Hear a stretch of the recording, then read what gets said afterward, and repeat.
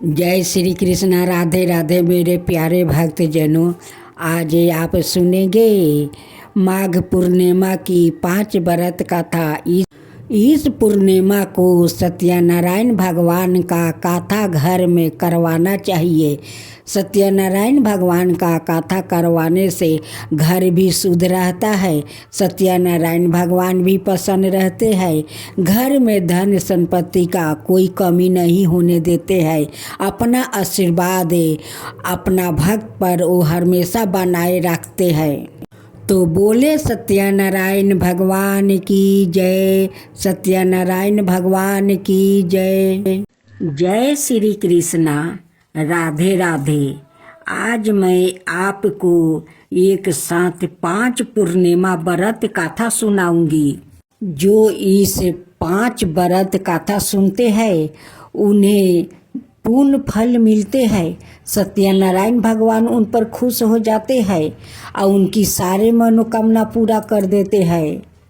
तो बोलो साथियों, सत्यनारायण भगवान की जय। सत्यनारायण भगवान की जय। एक समय की बात है, नैसीरन तीर्थ में सैनिकादि 88,000 ऋषियों ने श्री सूत जी से पूछा, हे प्रभु, इस कलयुग में वेद विद्या रहित मनुष्यों को प्रभु भक्ति किस प्रकार मिल सकती है और उनका उद्धार कैसे होगा। हे मुनि श्रेष्ठ, कोई ऐसा तप बताइए जिससे थोड़े समय में ही पुण्य मिले और मनोवांछित फल भी मिल जाए। इस प्रकार की कथा सुनने की हम इच्छा रखते हैं। सबर शास्त्रों के गाता सूत जी बोले, हे विष्णु, मैं पूजिया आप सभी ने प्राणियों के हित की बात पूछी है, इसलिए मैं एक ऐसे श्रेष्ठ व्रत को आप लोगों को बताऊंगा जिसे नारद जी ने लक्ष्मी नारायण जी से पूछा था और लक्ष्मीपति ने मुनि श्रेष्ठ नारद जी से कहा था। आप सब इसे ध्यान से सुनिए। एक समय की बात है, योगी राज नारद जी दूसरों के हित की इच्छा लिए अनेकों लोकों में घूमते हुए मृत्यु लोक में आ पहुँचे। यहाँ उन्होंने अनेक योनियों में जन्म पराये सभी मनुष्यों को अपने कर्मों द्वारा अनेकों दुखों से पीड़ित देखा। उनका दुख देख नारद जी सोचने लगे कि कैसे यत्न किया जाए जिसके करने से निश्चित रूप से मानव के दुखों का अंत हो जाए। इसी विचार पर मनन करते हुए वो विष्णु लोक में गए। वहाँ वो देवों के ईश्वर भगवान नारायण की स्तुति करने लगे, जिनके हाथों में शंख चक्र गदा और प्रद्युम्न थे, गले में वरमाला पहने हुए थे। स्तुति करते हुए नारद जी बोले, हे भगवान, आप अत्यंत शक्ति से संपन्न है। मन और वाणी भी आपको नहीं पा सकती है। आपका आदि मध्यम और अंत नहीं है। निर्गुण स्वरूप दृष्टि के कारण भक्तों के दुख को दूर करने वाले आपको मेरा नमस्कार है। नारद जी की स्तुति सुन विष्णु भगवान बोले, हे मुनि श्रेष्ठ, आपके मन में क्या बात है? आप किस काम के लिए पधारे हैं, उसे निसंकोच होकर कहो। इस पर नारद मुनि बोले कि मृत्यु लोक में अनेक योनियों में जन्मे मनुष्य अपने कर्मों के द्वारे अनेकों दुख से दुखी हो रहे हैं। हे नाथ, आप मुझ पर दया रखते हैं तो बताइए कि वो मनुष्य थोड़े प्रयास से ही अपने दुखों से कैसे छुटकारा पा सकते हैं। श्री हरि बोले, हे नारद, मनुष्यों की भलाई के लिए तुमने बहुत अच्छी बात पूछी है। जिसके करने से मनुष्य मोह से छूट जाता है, वो बात मैं कहता हूँ, उसे सुनो। स्वर्ग लोक ओ मृत्यु लोक दोनों में एक दुर्भा उत्तम व्रत है जो पुण्य देने वाला है। आज प्रेम बस होकर मैं उसे तुमसे कहता हूँ। सत्यनारायण भगवान का यह व्रत अच्छी तरह विधान पूर्वक करे, मनुष्य तुरंत ही यहाँ सुख भोग करे, मरने पर मोक्ष पाता है। श्री हरि के वचन सुने नारद जी बोले कि उस व्रत का फल क्या है और उसका विधान क्या है। यह व्रत किसने किया है, इस व्रत को किस दिन करना चाहिए, सभी कुछ विस्तार से बताइए। नारद जी की बात सुनकर श्री हरि बोले, दुख शोक को दूर करने वाला यह व्रत सभी स्थानों पर विजय दिलाने वाला है। मानव को भक्ति और श्रद्धा के साथ शाम को सत्यनारायण की पूजा धर्म परायण होकर ब्राह्मणों बंधुओं के साथ करनी चाहिए।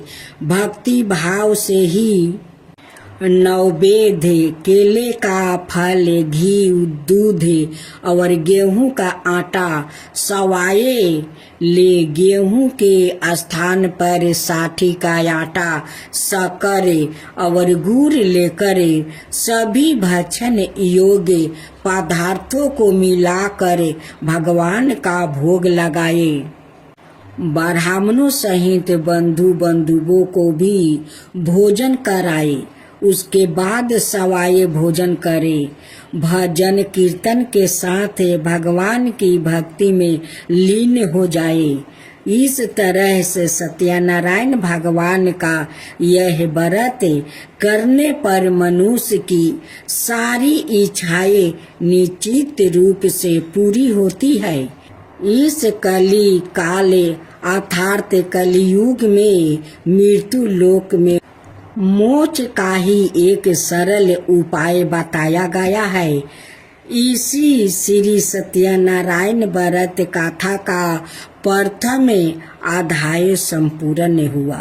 श्री मन नारायण नारायण नारायण, भज मन नारायण नारायण नारायण। श्री सत्यनारायण भगवान की जय। दूसरा अध्याय। सूत जी बोले, हे ऋषियों, जिसने पहले समय में इस व्रत को किया था उसका इतिहास कहता हूँ, ध्यान से सुनो। सुंदर काशीपुरी नगरी में एक अत्यंत निर्धन ब्राह्मण रहता था। भूख प्यास से परेशान वो धरती पर घूमता रहता था। ब्राह्मणों से प्रेम करने वाले भगवान ने एक दिन ब्राह्मण का भेष धारण कर उसके पास जाकर पूछा, हे बीरबे, नित्य दुखी होकर तुम पृथ्वी पर क्यों घूमते हो? दीन ब्राह्मण बोला, मैं निर्धन ब्राह्मण हूँ, भिक्षा के लिए धरती पर घूमता हूँ। हे भगवान, यदि आप इसका कोई उपाय जानते हो तो बताइए। वृद्धा ब्राह्मण कहता है कि सत्यनारायण भगवान मनोवांछित फल देने वाले हैं, इसलिए तुम उनका पूजन करो। इसे करने से मनुष्य सभी दुखों से मुक्ति हो जाता है। वृद्धा ब्राह्मण बन कर आया सत्यनारायण भगवान। उस निर्धन ब्राह्मण को व्रत का सारा विधान बताकर अंतर ध्यान हो गए। ब्राह्मण मन ही मन सोचने लगा कि जिस व्रत को वृद्धा ब्राह्मण कहने को कह गया है, मैं उसे जरूर करूँगा। यह निश्चय करने के बाद उसे रात में नींद नहीं आई। वो सवेरे उठकर सत्यनारायण भगवान का व्रत का निश्चय कर भिक्षा के लिए चल गया। उस दिन निर्धन ब्राह्मण को भिक्षा में बहुत धन मिला, जिससे उसे बंधु बंधुओं के साथ मिलकर श्री सत्यनारायण भगवान का व्रत संपन्न किया। भगवान सत्यनारायण का व्रत संपन्न करने के बाद वो निर्धन ब्राह्मण सभी दुखों से छूट गया और अनेक प्रकार की संपत्तियों से युक्त हो गया। उसी समय से यह ब्राह्मण हर माह इस व्रत को करने लगा। इस तरह से सत्यनारायण भगवान का व्रत को जो मनुष्य करेगा वो सभी प्रकार के पापों से छुटकारा पाएगा, मोक्ष को प्राप्ति होगा। जो मनुष्य इस व्रत को करेगा वो भी सभी दुखों से मुक्ति हो जाएगा।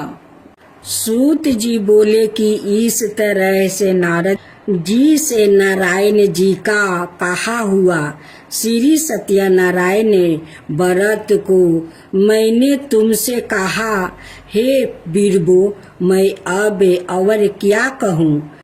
ऋषि बोले, हे मुनिवर, संसार में उस बीरबा से सुन कर और किस किसने इस व्रत को किया है, हम सब इस बात को सुनना चाहते हैं। इसके लिए हमारे मन में श्रद्धा का भाव है। सूत जी बोले, हे मुनियो, जिस जिसने इस व्रत को किया है वो सब सुनो। एक समय यही बीरबा धन ईश्वर के अनुसार अपने बंधु बंधुओं के साथ इस व्रत को करने को तैयार हुआ। उसी समय एक लकड़ी बेचने वाला बूढ़ा आदमी आया और लकड़ियाँ बाहर रख कर अंदर ब्राह्मण के घर में गया। प्यास से दुखी वो लकड़हारा उनको व्रत करते देखा। बीरबा को नमस्कार कर पूछने लगा कि आप यह क्या कर रहे हैं और इसे करने से क्या फल मिलेगा, कृपया मुझे भी बताइए। ब्राह्मण ने कहा कि सब मनोकामनाओं को पूरा करने वाला यह सत्यनारायण भगवान का व्रत है।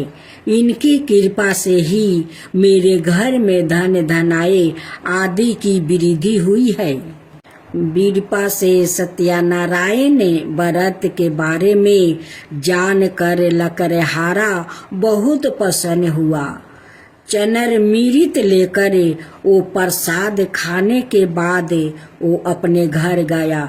लकड़हारा ने अपने मन में संकल्प किया कि आज लकड़ी बेचने से जो धन मिलेगा उसी से श्री सत्यनारायण भगवान का उत्तम व्रत करूँगा। मन में इस विचार को ले बूढ़ा आदमी सिर पर लकड़ियाँ रखे उस नगर में बेचने गया जहाँ धनी लोग ज्यादा रहते हैं। उस नगर में उसे अपनी लकड़ियाँ का दाम पहले से 4 गुना अधिक मिलता है। बूढ़ा प्रसन्नता के साथ दाम लेकर केले, शक्कर, घी, दूध, दही और गेहूं का आटा ले और सत्यनारायण भगवान का व्रत की अनाय समग्रहियों लेकर अपने घर गया। वहां उसने अपने बंधु बंधुओं को बुलाकर विधि विधान से सत्यनारायण भगवान का पूजन और व्रत किया। इस व्रत के प्रभाव से वो बूढ़ा लकड़हारा धन पुत्रा आदि से युक्त होकर संसार के समस्त सुख भोग अंत काल में वैकुंठ धाम चला गया। अब तीसरा अध्याय। सूत जी बोले, हे श्रेष्ठ मुनियों, अब आगे की कथा कहता हूँ। पहले समय में उल्का मुख नाम का एक बुद्धिमान राजा था। वो सत्य भक्त और जितेंद्रिया था। प्रतिदिन देव स्थानों पर जाता और निर्धनों को धन देकर उनके कष्ट दूर करता था। उसकी पत्नी कमल के समान मुख वाली थी और सती साध्वी थी। भरतशिला नदी के तट पर उन दोनों ने श्री सत्यनारायण भगवान का व्रत किया। उसी समय साधु नाम का एक वैश्य आया। उसके पास व्यापार करने के लिए बहुत सा धन भी था। राजा को व्रत करते देखकर वो विनय के साथ पूछने लगा, हे राजन, भक्ति भाव से पूर्ण होकर आप यह क्या कर रहे हैं? मैं सुनने की इच्छा रखता हूँ, तो आप मुझे बताइए। राजा बोला, हे साधु, आपने बंधु बंधुओं के साथ पुत्रादि की प्राप्ति के लिए एक महाशक्तिमान श्री नारायण भगवान का व्रत पूजन कर रहा हूँ। राजा के वचन सुने साधु अंदर से बोला, हे राजन, मुझे इस व्रत का सारा विधान कहिए। आपके कथन अनुसार मैं भी इस व्रत को करूँगा। मेरी भी संतानें नहीं है और इस व्रत को करने से निश्चित रूप से मुझे संतान की प्राप्ति होगी। राजा से व्रत का सारा विधान सुन व्यापार ने निमृत हो वो अपने घर गया। साधु वैश्य ने अपनी पत्नी को संतान देने वाले इस व्रत का वर्णन कह सुनाया और कहा कि जब मेरी संतान होगी तब मैं इस व्रत को करूँगा। साधु ने इस तरह के वचन अपनी पत्नी लीलावती से कहा। हे दीनी लीलावती, पति के साथ अनादित हो संसारिक धर्म में परिवीत होकर सत्यनारायण भगवान की कृपा से गर्भवती हो गई। 10वां महीना में उसके गर्भ से एक सुंदर कन्या ने जन्म लिया। दिनों दिन वो ऐसे बढ़ने लगी जैसे कि शुक्ल पक्ष का चंद्रमा बढ़ता है। माता पिता ने अपनी कन्या का नाम कालापति राखी। एक दिन लीलावती ने मीठे शब्दों में अपने पति को याद दिलाया कि आपने सत्यनारायण भगवान का जिस व्रत को करने का संकल्प किया था उसे करने का समय आ गया है। आप इस व्रत को करिए। साधु बोला कि हे प्रिय, इस व्रत को मैं उसके विवाह पर करूँगा।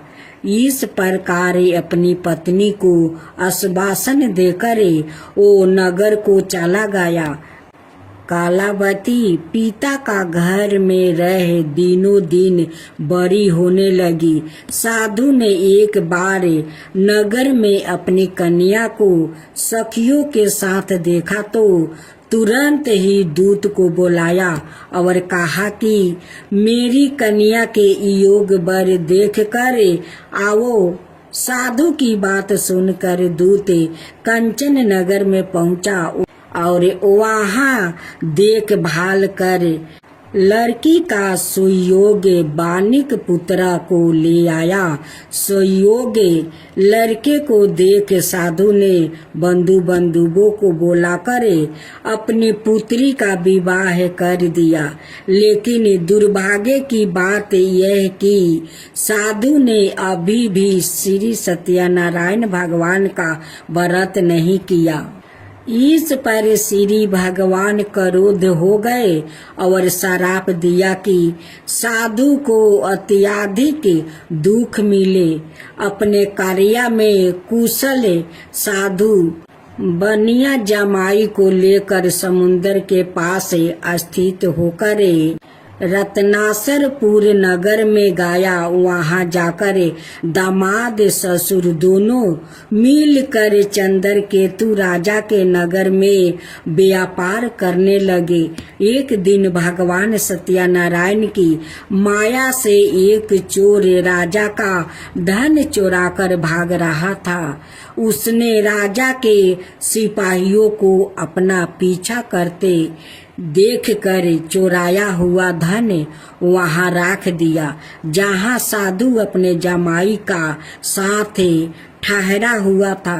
राजा का सिपाहियों ने साधु वेश्या का पास जाकर कहा, धन पारा देखा तो वो ससुर जमाई दोनों को बांध कर प्रसन्नता से राजा का पास ले गया और कहा कि उन दोनों चोर को हम पकड़ लाया है, आप आगे की कार्यवाही की आज्ञा दे।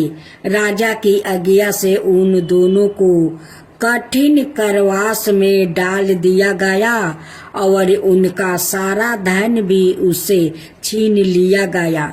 श्री सत्यनारायण भगवान का श्राप से साधु की पत्नी भी बहुत दुखी हुई।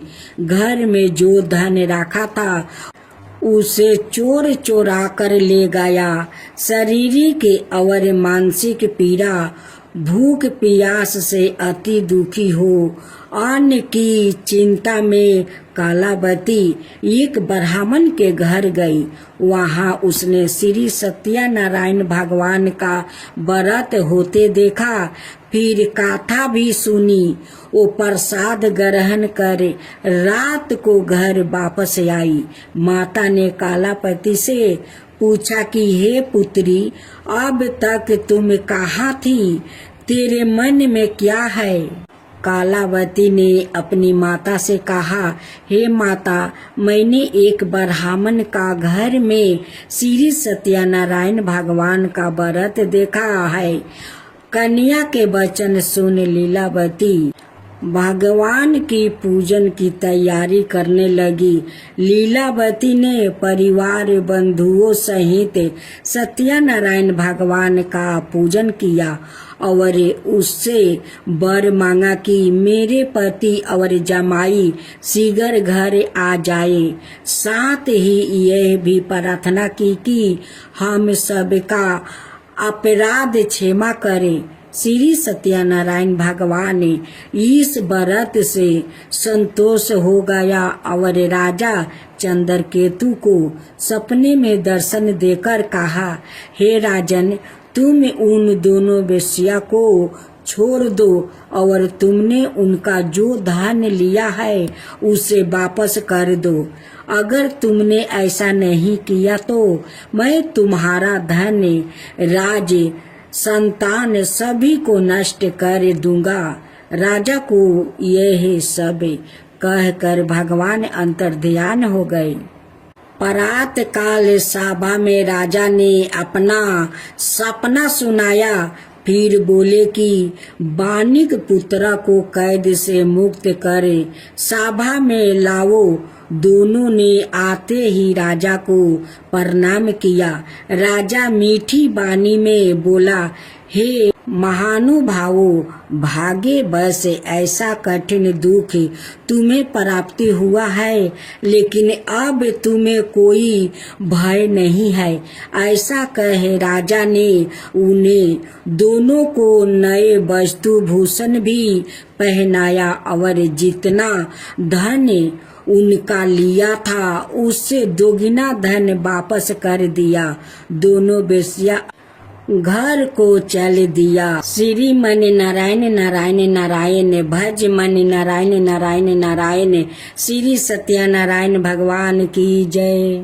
चौथा अध्याय। सूत जी बोले, बेश्या ने मंगल चार कर अपनी यात्रा आरंभ की और अपने नगर की ओर चल दिया। उनके थोड़ी दूर जाने पर एक दंडी वेशधारी श्री सत्यनारायण ने उसे पूछा, हे साधु, तेरी नाव में क्या है? मानिक हंसता हुआ बोला, हे दंडी, आप क्यों पूछते हो? क्या धन लेने की इच्छा है? मेरी नाव में तो बेल पत्ते भरे हुए हैं। वैसा के कठोर वचन सुन भगवान बोले, तुम्हारा वचन सत्य हो। दंडी ऐसे वचन कहे वहां से दूर चला गया। कुछ दूर जाकर समुन्दर के किनारे बैठ गया। दंडी के जाने के बाद साधु वैश्या ने नित्य क्रिया के पश्चात नाव को ऊंची उठाते देख कर अचंभा माना और नाव में बेल पत्ते आदि देख वो मूर्छित हो जमीन पर गिर पड़ा। मूर्छित खुलने पर वो अत्यंत शोक में डूब गया। तब उसका दामाद बोला कि आप शोक ना मनाए, यह दंडी का श्राप है, इसलिए हमें इनकी शरण में जाना चाहिए, तभी हमारी मनोकामना पूरी होगी। दामाद की बात सुनकर वो दंडी के पास पहुंचा और अत्यंत भक्ति भाव से नमस्कार करके बोला, मैंने आपसे जो असत्य वचन कहे थे उनके लिए मुझे क्षमा दे। ऐसा कहकर महान शोकतूर हो रोने लगा। तब दंडी भगवान बोले, हे मानिक पुत्रा, मेरी आज्ञा से बार बार तुम्हें दुख प्राप्ति हुआ है। तुम मेरी पूजा से विमुख हुआ। साधु बोला, हे भगवान, आपकी माया से ब्रह्मा आदि देवता भी आपके रूप को नहीं जानते, तब मैं अज्ञानी कैसे जान सकता हूँ? आप प्रसन्न होइए, अब मैं समर्थ के अनुसार आपकी पूजा करूँगा। मेरी रक्षा करो और पहले के समान नौका में धन भर दो। साधु वेश्या का भक्ति पूर्वक वचन सुनकर भगवान प्रसन्न हो गए और उसकी इच्छा अनुसार वरदान देकर अंतर्ध्यान हो गए। ससुर जमाई जब नाव पर आया तो नाव धन से भरी हुई थी। फिर वही अपने अनाए साथियों के साथ सत्यनारायण भगवान का पूजन कर अपने नगर को चल दिया। जब नगर के नजदीक पहुँचे तो दूत को घर पर खबर करने के लिए भेज दिया। दूत साधु की पत्नी को प्रणाम कर कहता है कि मालिक अपने दामाद सहित नगर के निकट आ गया है। दूत की बात सुन साधु की पत्नी लीलावती ने बड़े हर्ष के साथ सत्यनारायण भगवान का पूजन कर अपनी पुत्री कालावती से कहा कि मैं अपने पति के दर्शन को जाती हूँ, तू कार्य पूर्ण कर शीघ्र आजा। माता के ऐसे वचन सुन कालावती जल्दी में प्रसाद छोड़ अपने पति के पास चली गई। प्रसाद की आवागा के कारण श्री सत्यनारायण भगवान रूठ हो गए और नाव सहित उसके पति को पानी में डुबो दिया। कालावती अपने पति को वहां ना पाकर रोती हुई जमीन पर गिर गई। नौका को डूबा हुआ देख वो कन्या को रोता देख साधु दुखी होकर बोला कि हे प्रभु, मुझसे और मेरे परिवार से जो भूल हुई है उसे क्षमा करे।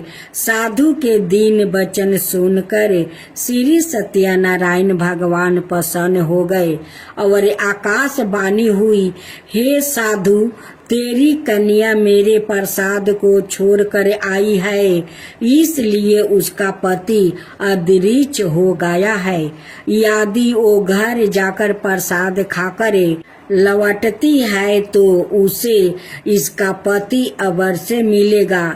ऐसी आकाशवाणी सुनी कालावती घर पहुंचकर प्रसाद ग्रहण करती है और फिर आकर अपने पति के दर्शन करती है। उसके बाद साधु अपने बंधुओं सहित श्री सत्यनारायण भगवान का विधि विधान से पूजन करता है और इस लोक में सुख भोग ओ अंत में स्वर्ग को जाता है। श्री मन नारायण नारायण नारायण भज मन नारायण नारायण नारायण। श्री सत्यनारायण भगवान की जय। सूत जी बोले, हे ऋषियों, मैं और भी एक कथा सुनाता हूँ, उसे भी ध्यान पूर्वक सुनो। प्रजा पालन में लीन तुलंगध्वज नाम का एक राजा था। उसने भी भगवान का प्रसाद त्याग कर बहुत ही दुख सहन किया। एक बार वन में जाकर वन पशुओं को मार कर वो बर के पेड़ के नीचे आया। वहाँ उसने ग्वालों को भक्ति भाव से अपने बंधुओं सहित सत्यनारायण भगवान का पूजन करते देखा। अभिमान बस राजा ने उन्हें देख कर भी पूजा स्थान में नहीं गया और ना ही उसने भगवान को नमस्कार किया। ग्वालों ने राजा को प्रसाद दिया, लेकिन उसने वो प्रसाद नहीं खाया और प्रसाद को वही छोड़कर वो अपने नगर को चला गया। जब वो नगर में पहुंचा तो वहाँ सब कुछ तहस नहस हुआ पाया, तो वो शीघ्र ही समझ गया कि यह सब भगवान ने ही किया है। वो दोबारा ग्वाले के पास पहुंचा और विधि पूर्वक पूजा करके प्रसाद खाया, तो सत्यनारायण भगवान की कृपा से सब कुछ पहले जैसा हो गया। शीघ्र काल तक सुख भोगने के बाद मरणोपरांत उसे स्वर्ग लोक की प्राप्ति हुई। जो मनुष्य परम दुर्लभ इस व्रत को करेगा तो भगवान सत्यनारायण की अनुकंपा से उसे धन धनाई की प्राप्ति होगी। निर्धन धनी हो जाता है और भय मुक्त हो जीवन जीता है। संतानहीन मनुष्य को संतान सुख मिलता है और सारे मनोरथ पूर्ण होने पर मानव अंत काल में वैकुंठ धाम को जाता है।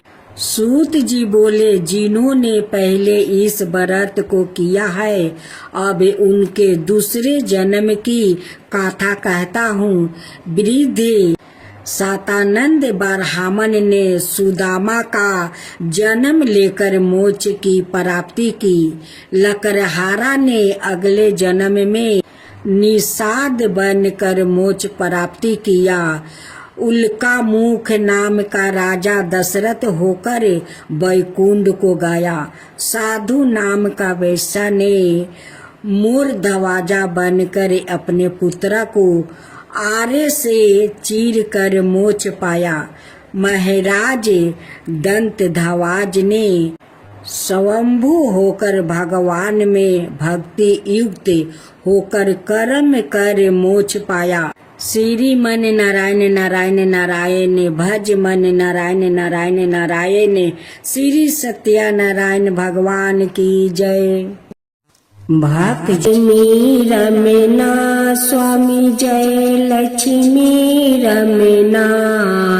सत्यनारायण स्वामी जन पालक हरना जय लक्ष्मी रमना जय लक्ष्मी रमना रतन जरिते सिंहासने अधिभूति छविराजे रतन जरित सिंहासने अधिभूते छविराजे नारद करत निरंजन घंटा बन बाजे जय लक्ष्मी रमना जय लक्ष्मी रमना परकट भयो कली कारणे दीजो को दर्शन दियो बूढ़ा ब्राह्मण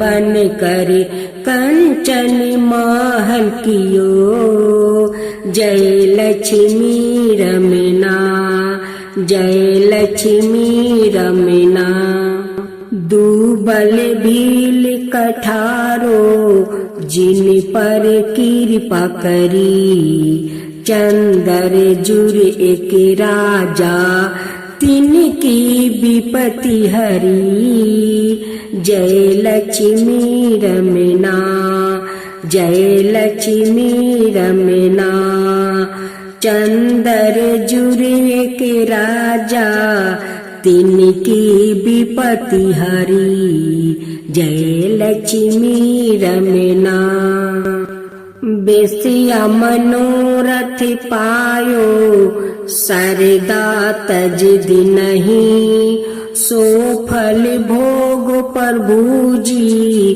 फिर स्तुति की नहीं जय लक्ष्मी रमना जय लक्ष्मी रमना भाव भक्ति के कारण छिन छिन रूप धरो भाव भक्ति के कारण छिन छिन रूप धरो श्रद्धा धारण की नहीं तिनको काज सरो जय लक्ष्मी रमना जय लक्ष्मी रमना गोवाल बाल संग राजा बन में भक्ति करी गोवाल बाल संग राजा बन में भक्ति करी मनोबचित फल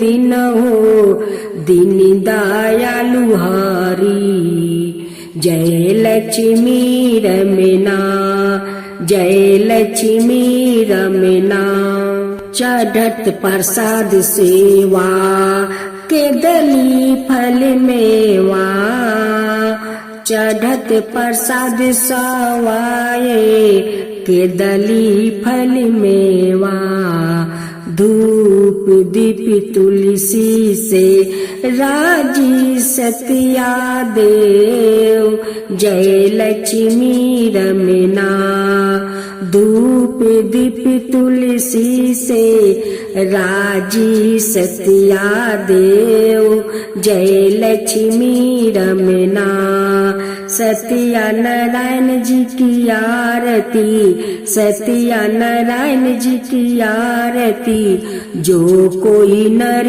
गावे रिद्धि सिद्धि सुख संपत्ति सहज रूपी पावे ऋषि सिद्धि सुख संपत्ति सहज रूपी पावे जय लक्ष्मी रमना जय लक्ष्मी रमना।